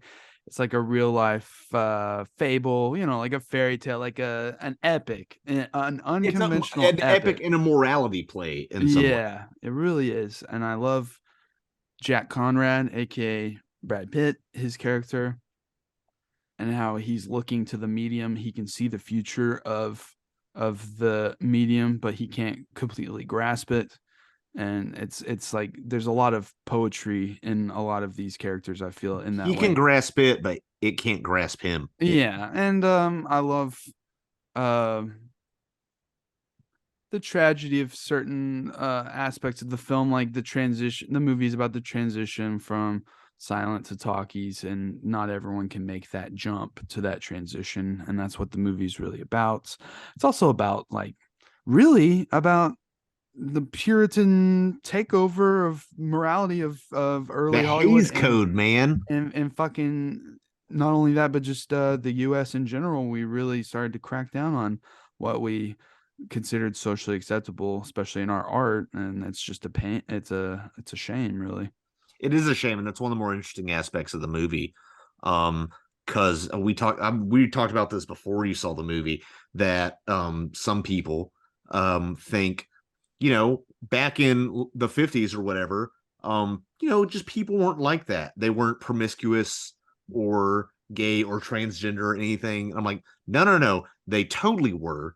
My example is, like, you can read erotica going back to the Victorian era and before. Bathhouses in Rome, the center of Western civilization. So Yeah, to act like any sort of so-called depravity is new and a product of the 21st century is ludicrous. It's a question of access. And that's not to say the internet has not destroyed and rotted our brains in many ways, because it yeah. has. It Well, certainly has mine. the But depravity in this film is raw and unfiltered, just like the Roaring Twenties and the silent film era in general. And people, if they think this movie's too gross or they think it's unrealistic, then they can't hang. It's that simple. They can't hang. This movie has polarizing reviews, and I think the people that really disliked it, I'm like, what the fuck? Like, I think you're delusional in that way. And It certainly wasn't entirely well, how to say, because you haven't seen it, Casher. There are levels of depravity in this movie, and some are depicted as more common than others. And I'll say that. I'll leave it at that. yeah, there's a lot of comparison between two different kind of realms of Yeah, people. more than two, even. Well, yeah, I know, but it's hard to say. Yeah. But yeah, this just did it for me on every level. I was very fascinated by this film, and everything about it has this rhythmic flow to it. It's jazz cinema, just like La La Land and Whiplash in that way, and brilliant editing. The style of editing in his films is some of the best and my favorite. I need to pick it apart more because I can't even put my finger on it entirely. Yeah, it I'm just not a works. filmmaker. But the rhythm of it is Because immaculate. there's multiple plot lines going on in this movie, but there's montage moments where it's just cutting back to these three different things happening, but it's all so clear and coherent, and it almost feels like a dance during these montage sequences. For sure. And the way it ends up, I don't know, it's just great movie. I expected really, for a while, I thought Banshees of Inisherin was gonna be my favorite movie of the year, and then Fabelmans really grew on me, and then I was like, well, I did love the Batman, and then Babylon. I can't believe it. At the end of the year, it swept everything for me. Fucking, and it's poetic that this movie flopped, and it's sad, but it's poetic, and It'll grow. This'll get a listen, fan base. if our friend Sumner likes it, then it's good because he's a fucking curmudgeon.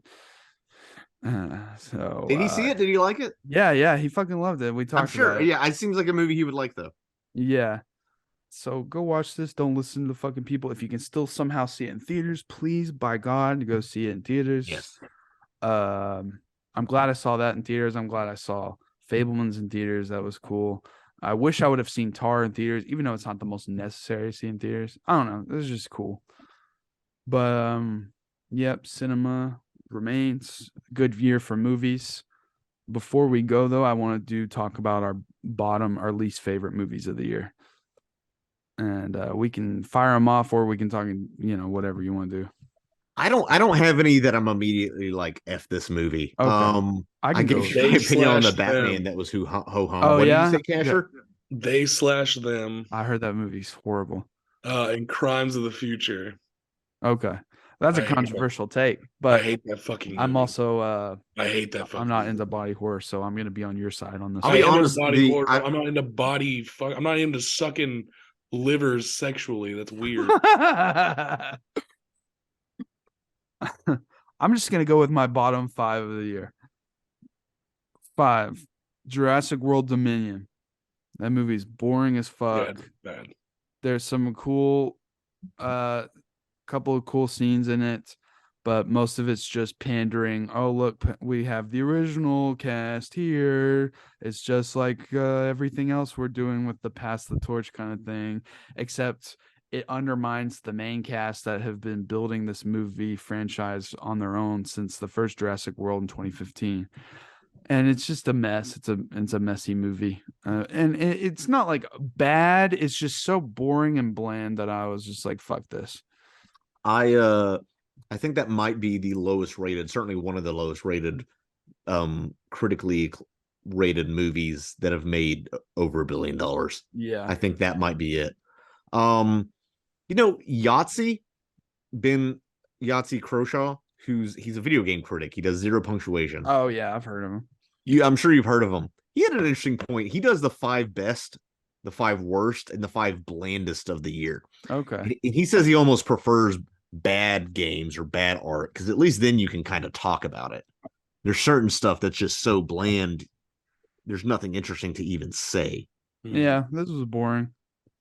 Number 4 is whatever that fucking Nick Cage massive talent movie, whatever that was called. Well, you didn't like that? No, I didn't. I feel like it failed on every aspect of what it was trying to do. And The it was just unbearable weight of massive talent. yeah, it the tone was wrong and the script was weak, and like I liked Nick Cage doing his thing, but the script was just not what it needed to be. And I didn't see any particularly horrible films this year in theaters, at least.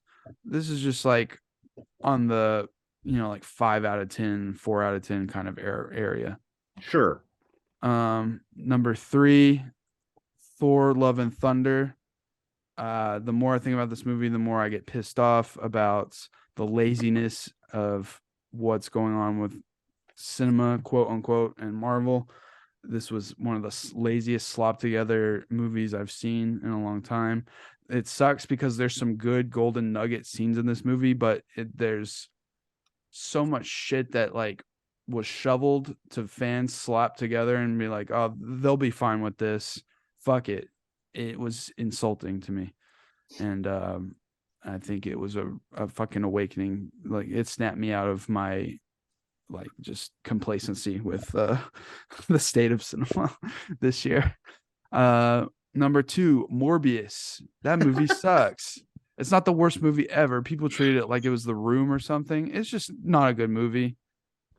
I only saw it because Cody wanted to go see it, and I was like, "Fuck it." I have this Regal plan, so I'm not really wasting that much money going to see it. Morbius was mid-bias. And the funniest thing about it is that the jokes, the memes, that the contrived memes around it became so insane that Sony was so delusional that they re-released it in June and it flopped even harder. And it was a very awesome cautionary tale for studios. And so that I think was important, because just because people make memes about your shitty, stupid movie doesn't mean you should act on it. So yeah, Morbius, there's millions of Morbius memes and commentary out there. Go look that up. It's not important to me, really. I will say that post credits scene for Morbius is one of the most atrocious things I've ever seen in my fucking life. It's so lazy. I saw that on YouTube. I looked it up. It's so lazy and bad. Go look it up, people. I don't even want to describe it. It's a waste of brain space. Right. Let's get Michael Keaton for a voiceover. Number 1 worst movie of the year is Pleasure. That movie was horrible. And that movie is about a sex worker trying to make their way through LA. And I was interested in it because I'm a very sex positive, pro sex worker person. And so I thought it would be an interesting insight into into that kind of society or whatever. And instead it's just the most aggressively horrible bad time. Like it makes you sick to your stomach, and the movie's just like bad vibes the whole time, and that doesn't make for a good movie. I feel like there's plenty of movies out there where like shitty shit's going on and it's still captivating, interesting, and a good watch. This just on every end was like, I want to turn this off, but I'm a fucking weirdo and I have to finish every movie I watch or I'm going to be fucking weird about it. It's a miserable, miserable fucking movie and I hated it. And there are much better movies for sex work. And, I hate vapid, gross content creator, social influencer bullshit, but there's plenty of movies that can satirize that or make it interesting. This does not make that interesting in the slightest. It just is miserable on every facet. Do not watch Pleasure. Fuck that movie. Okay. That was my least of the year. But they got real porn stars to act in it. I don't give a fuck. I was looking forward to this that's movie actually too. a terrible sign. How did you feel it? Did it portray sex work negatively? It's a mixed bag, I'd say. Okay. Also, here's the thing. Of course, it's going to be weird and pretentious. The director is a Swedish woman named Ninja. That's her name. She had Swedish parents who named her Ninja. That's Why don't we fucking cancel funny. her and her parents? Yeah. Oh God. man. Go watch Hustlers instead. That's a Dude, if funny. some That's a Swedish fun woman movie. came up to me and said her name was Ninja, I would throw a shuriken in her eye immediately. There's a like Watch a horror. Hustlers. Yeah, watch that. That's a fun little movie.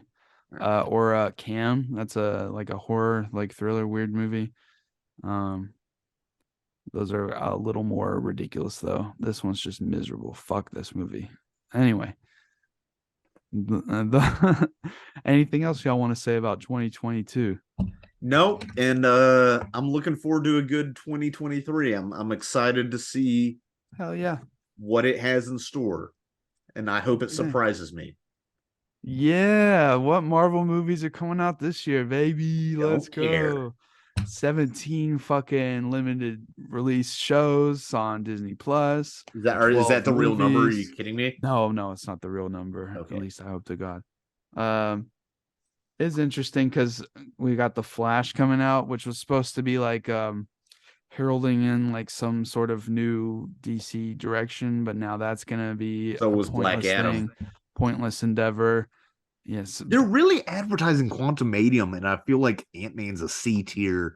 I don't think you're caught up on the story of Marvel. I'm not, and I know it's Kang and da da da. I'll watch Guardians 3 actually really important to the MCU. Yeah.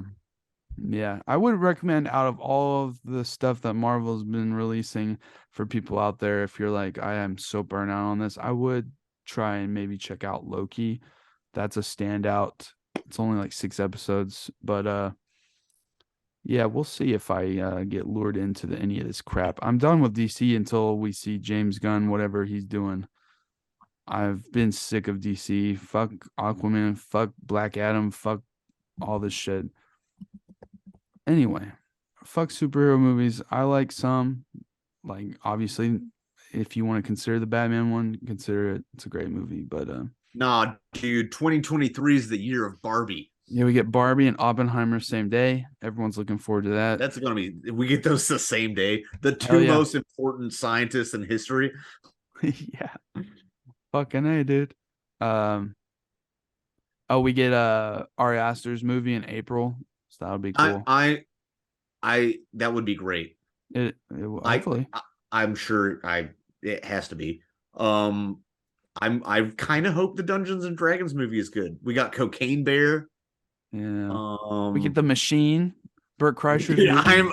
I want to see The Machine opening weekend. I want to see it with Tito's and vodka. Nuts. Yeah. Yeah, like with a bunch of bros in the audience cheering. I don't care. That's what I want to see.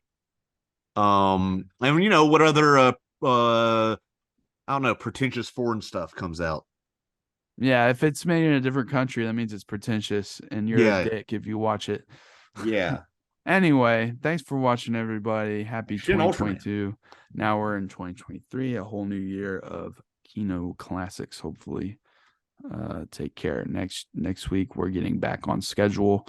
Instead of contemporary stuff, we're going back because I'm trying to focus more on classics. This year's gonna be Kino. It will be. Tune in next week for Paris, Texas. All right, good night, everybody.